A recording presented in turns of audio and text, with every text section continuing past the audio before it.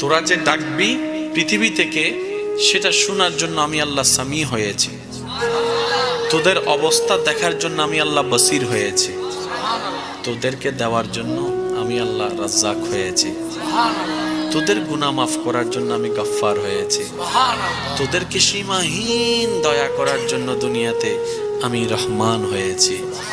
হাসরের ময়দানেও যদি তোরা আটকায় যাস, সেখানেও বাঁচানোর জন্য আমি আল্লাহ রহিম হয়েছি। বান্দা, আমি আল্লাহর চাইতে তোদেরকে আর কেউ ভালোবাসবে না বেশি। আমার নবী রহমাতুল্লিল আলামিনের চাইতে তোদেরকে কেউ ভালোবাসবে না বেশি। তো সফল কারা হয়? যারা আসল জায়গায় ভালোবাসার দিলের সম্পর্ককে জুড়ে রেখে দুনিয়াতে যেভাবে চলার সেভাবে চলে, কবরে যাওয়ার জন্য প্রস্তুতি নেয়, আল্লাহর দিদারের স্বপ্ন দেখে, তারাই সফলতা অর্জন করতে